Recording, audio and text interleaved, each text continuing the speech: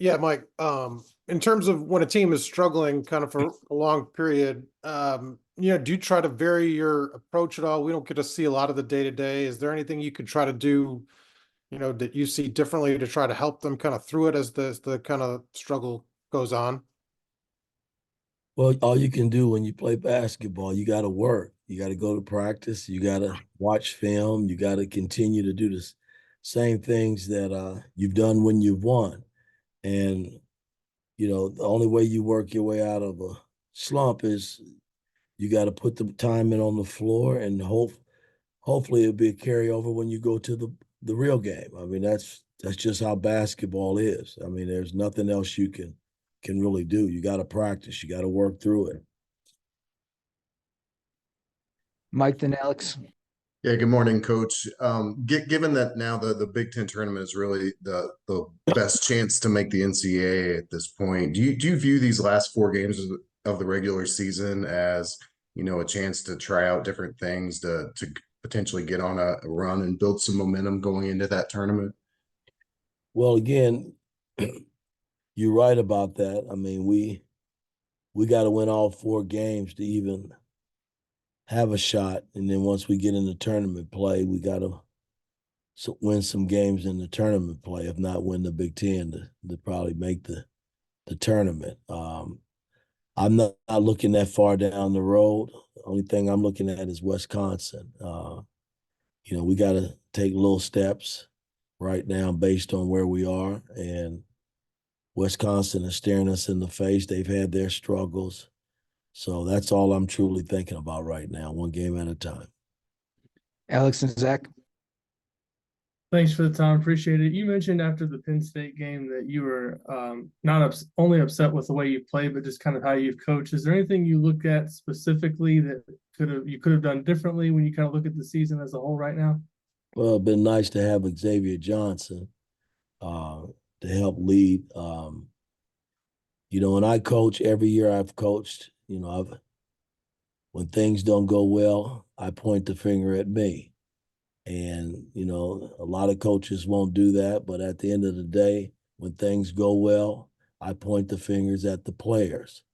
And, that's just kind of been my nature of how I've coached over the years. I know how it was when I played, and I played for coaches that have had success with me, and I played for coaches that haven't had success. And, sometimes coaches don't want to take the blame and they want to put it all on the players. I'm not that type of coach. Even though I don't miss jump shots, wide open shots, and don't miss free throws, I'm still a big part of it. And, I take a lot of responsibility. So all I can do right now is continue to work with my team and try to put them in the best position possible to be successful. And hopefully they'll come through for us. Zach and Jeff. Mike, thanks for the time. I guess talking about in particular just, how you approach kind of every day. You've been with some young teams in your time in the NBA that maybe had the will but didn't have the habits, to kind of figure out how to navigate a losing streak or a slump or whatever. Do you reach back to maybe any of your experiences, particularly in Atlanta, with younger guys in terms of trying to help sort of guide them through these kinds of experiences? Again, guys, the only thing you can do is you can't take off from practice. You can't stop watching film and studying your opponent. You just can't do that, or you really don't put yourself in a position to win. And that's all I know as a player. When you struggle, you got to go to the gym and you got to work. And you got to continue to watch film. And you got to think positive and have strong beliefs that you can come out of a slump when you're in it. And that's the battle that I'm having right now with our team, is that I'm trying to get them in a good place mentally, so when they step on the floor, they feel good about themselves. I mean, and hopefully that will click, and you get a game under your belt. Now you start to feel good about yourself. I mean, we went through this a little bit a couple of years ago where I think we lost 4 or 5 in a row, and it's tough, but somebody's got to pick us up. You know, when you're out on the floor, you know, players have just got to step up and make plays and feel good about themselves. And I got to help them do that. Jeff, then Daniel. Good morning, Coach. Appreciate your time. Looking at some of the analytics, you guys are more efficient offensively with playing 4 out than with 2 bigs on the floor. Obviously, also 2 bigs are very productive for you, 2 really good players. How do you manage that? How do you figure out and decide when to play both of them or when to, play more 4 out? Well, when we've won with both of our bigs on the floor. You know, that's what I look at. You look at analytics based on, we haven't played a lot where we played 4 round 1 this year. So you looking at short stats, basically. You know, we basically have played with 2 bigs on the floor most of the season. And the games that we have won and played well, they've been in and out of the game. So, you know, I don't look at short minutes. I look at what we've done as a whole. And, you know, the fact, you know, to me, from a basketball standpoint, it's hard to gauge our season based on the fact that we haven't had Xavier. You know, I mean, and I'm not putting it all on that, but Xavier was a big piece to the puzzle in terms of leadership and being able to run our team as a senior point guard. And, you know, we put so much pressure on Gabe Cupps that, you know, that's not fair to him, even though he's played well in spurts for us.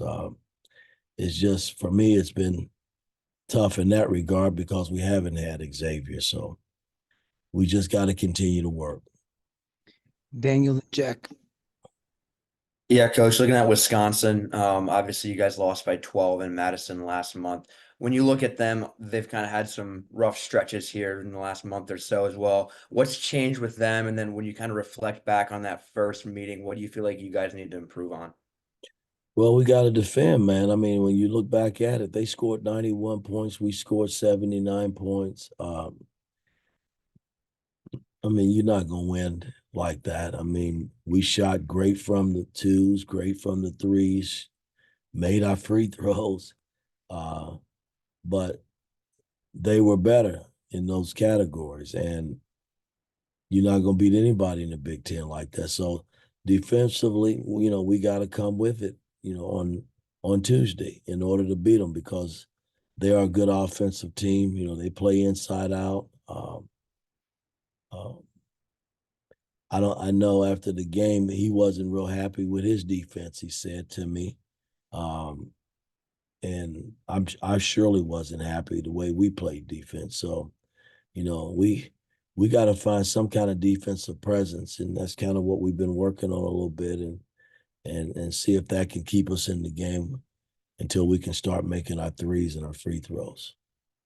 Jack, and then we'll close with Zion. Yeah, Mike, last Monday you mentioned hoping that Xavier could return in a week or 2. I guess in the last week, has he been able to practice at all? Do you have an idea of when he might be able to come back? He did some things yesterday on the floor. Not a lot of contact. So all I'm doing is, you know, I'll go down the day and talk to Tim and just kind of see where he is. I know he wants to play, man, in the worst way, and time is kind of running out on him. And, you know, I feel for him in that regard, but I'm just going to kind of follow his lead. You know, I don't like playing players when they don't practice and you know, not have some kind of contact. So I don't know. I'll know more today and see where he is in terms of him wanting to play, because I know they told me 4 to 6, 7 weeks at the time of the injury, and we're at, I think, about 4 weeks now. So we'll see today and see how he felt after running around a little bit yesterday without the contact, and go from there. That's all we can do. Zion, last one. Hey, Mike, you mentioned earlier just how, when you're going through a stretch like this, you still have to prepare and practice the same way and watch up on the film with other teams. Have you sensed any slippage in that? And if so, how do you kind of reverse that? Oh, there's never any slippage. You know, we work, my man. You know, I mean, we come to work, you know, and we put in a good 2 to 2.5 hours every day. And that's the only way I know.